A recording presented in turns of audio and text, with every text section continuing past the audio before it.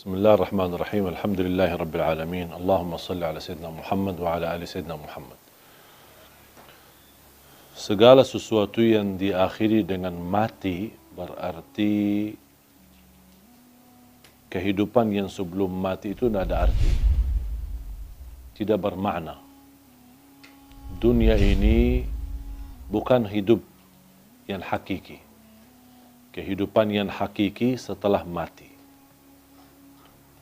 Dan kematian kita cuma sekali. Tidak akan mati lagi. Kalau sudah meninggal dunia dan kita pisah dari dunia menuju ke akhirat melalui proses di alam barzakh, kuburan kita menghadap mungkar nakir kita, kemudian bisa kuburan kita menjadi taman dari taman surga, bisa jadi lubang dari lubang neraka. Dan yakini kehidupan kita nanti di alam kubur jauh lebih panjang daripada hidup kita di dunia. Ada orang di bawah kuburannya masing-masing itu sudah ratusan tahun. Padahal usia mereka ada yang masih muda, bahkan ada yang masih bayi. Habis kita dibangkitkan oleh Allah Subhanahu wa taala, sekian tahun kita di alam kubur, dibangkitkan oleh Allah Subhanahu wa taala, terjadilah hari kiamat. Dan kita akan menghadap Allah untuk dihisab. Habis proses hisab, fariqun fil jannah wa fariqun fis sa'ir.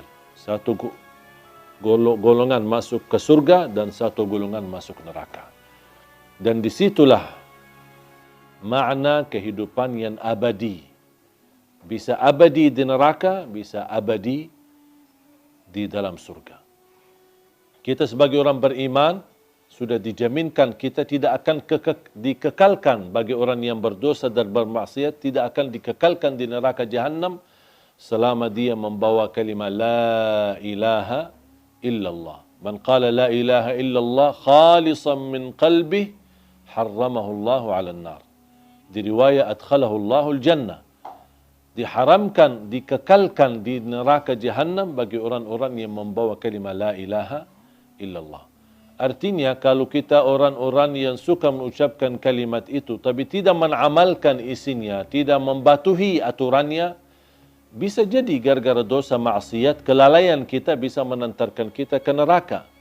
Tetapi salah satu jaminan tidak akan kekal di neraka jahanam adalah la ilaha illallah. Dan mohon maaf, siapa yang mau sebelum ke surga mampir ke neraka dulu? Kira-kira siapa yang berkenan? Kalau memang kita tidak mau mampir ke neraka dulu, jangan anda mengucapkan kalimat la ilaha illallah saja, tapi anda menjadi hamba yang batuhi dan taati.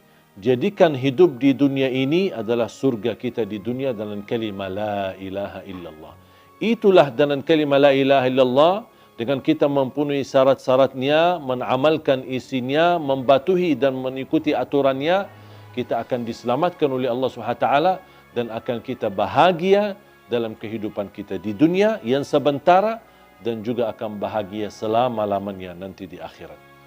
Jangan sampai dunia ini yang hidupnya sementara melalaikan daripada kehidupan yang abadi.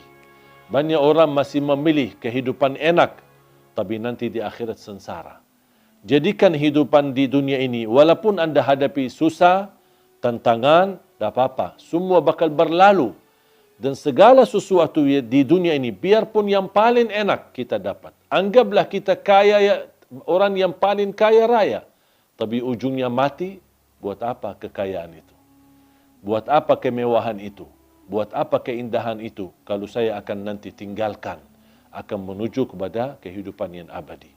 Makanya harus kita fikir cerdas untuk memperjuangkan kehidupan yang abadi, yang insya-Allah akan kita menjadi orang yang kekal di dalam surga Allah Subhanahu wa taala. Insya-Allah tanpa mampir ke neraka.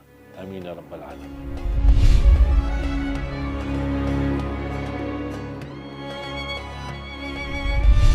Ada satu tanda malaikatul maut cabut nyawa kita, itu sudah mati.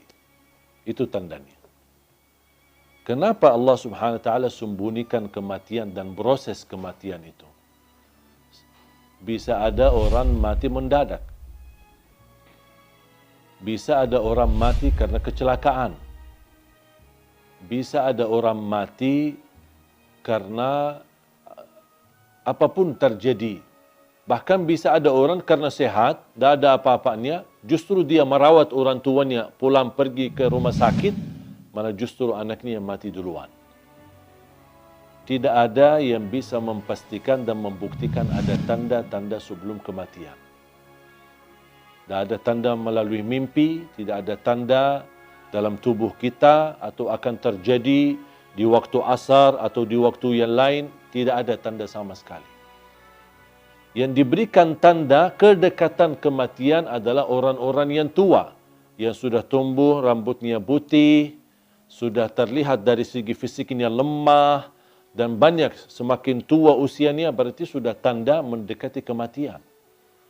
Allah Subhanahu wa taala berfirman, kiamat aja dekat, wa narahu qariba. Kiamat aja yang kita merasa begitu jauh, masih lama prosesnya dan masih panjang kehidupannya menuju hari kiamat, Allah masih sebutkan hari kiamat itu sangat dekat. Dan menurut saya, tidak perlu kita fikirkan kapan kita mati atau apa tanda-tanda.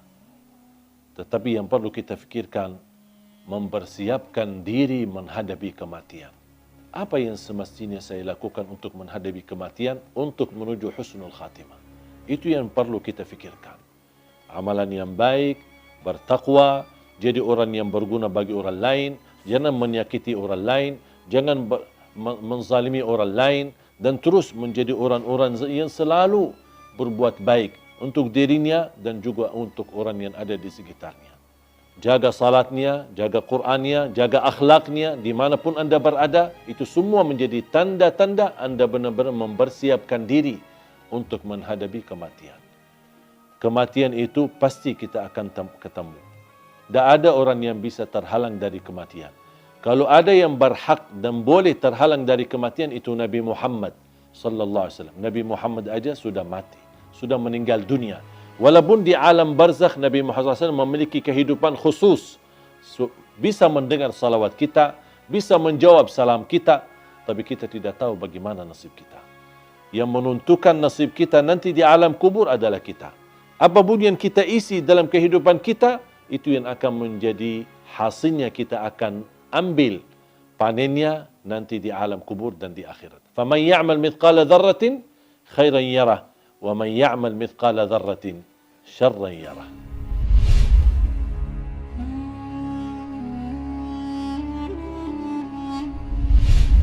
Perkataan ruh seorang yang sudah mati berada di ruang rumah kita.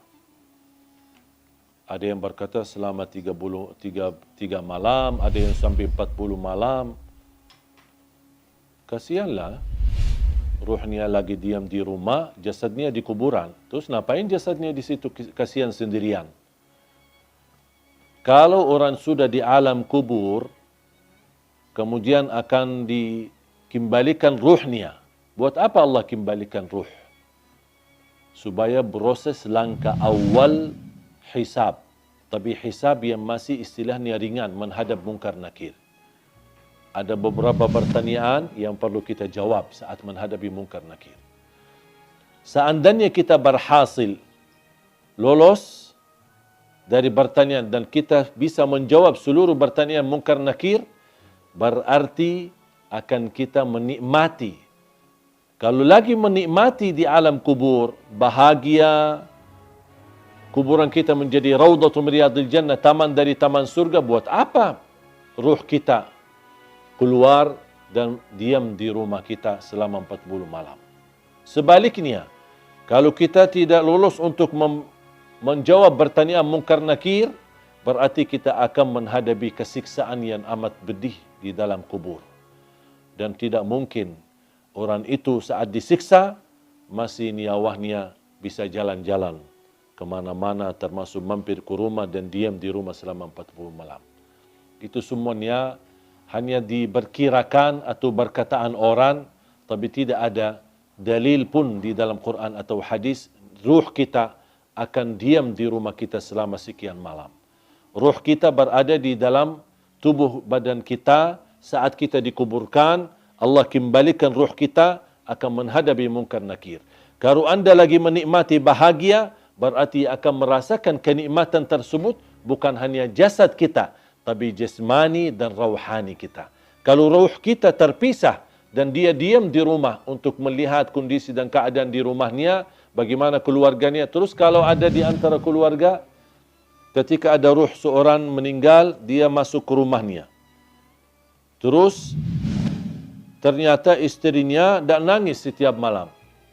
Pasti dia sakit hati. Bukan sakit hati, ya sakit ruh. Apalagi kalau istrinya nikah. Kok malah tinggalin aku? Aku meninggal malah kamu nikah.